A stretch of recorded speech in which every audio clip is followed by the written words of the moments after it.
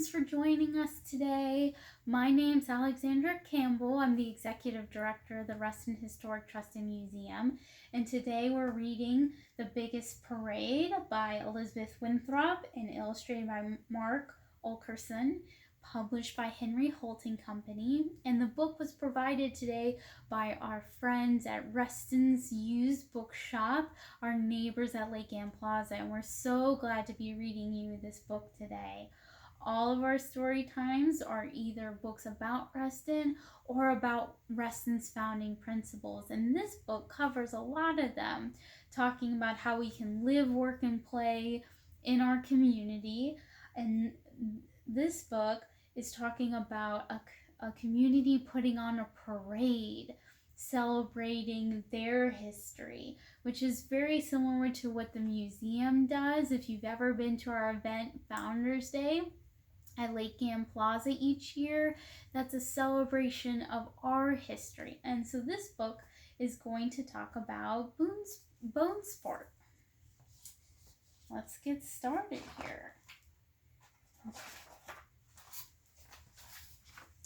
One day in June, the mayor of Bonesport knocked on Fred and Harvey's door.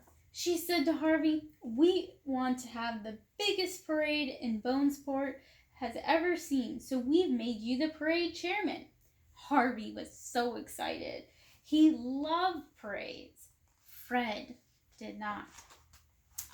The last time Fred was in a parade, somebody put a baby on his back, and someone tied a flag to his tail, and somebody blew a horn in his ear.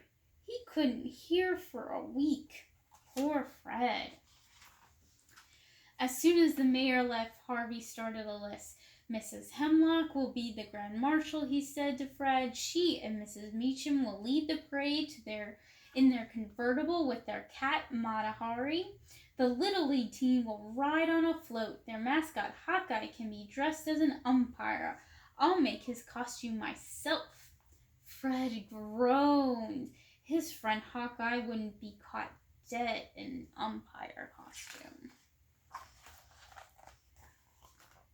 The list got longer and longer. By dinner time, every dog and person and horse was in the parade, except one, Fred. "You will lead the parade dressed as the founding dog of Bonesport." Fred shook his head.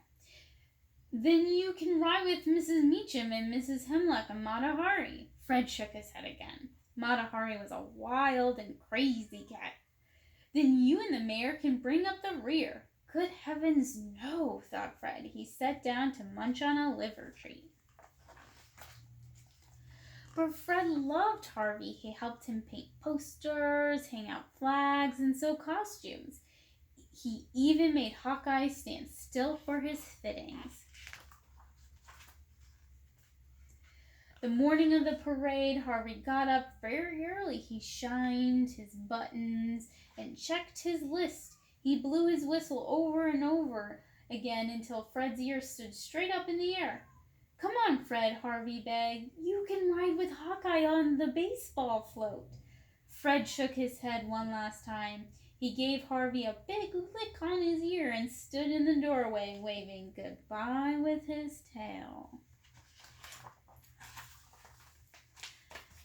Never had Bonesport seen such a parade. Flags flapped in the wind, children rang their bicycle bells, horses snapped their braided tails, Mrs. Meacham honked a horn, Matahari set on Mrs. Hemlock's hat.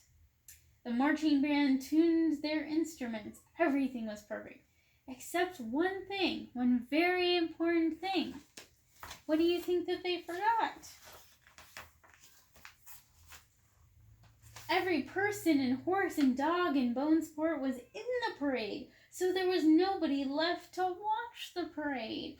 Nobody to cheer and howl and stamp, nobody to bark and whistle, except for one.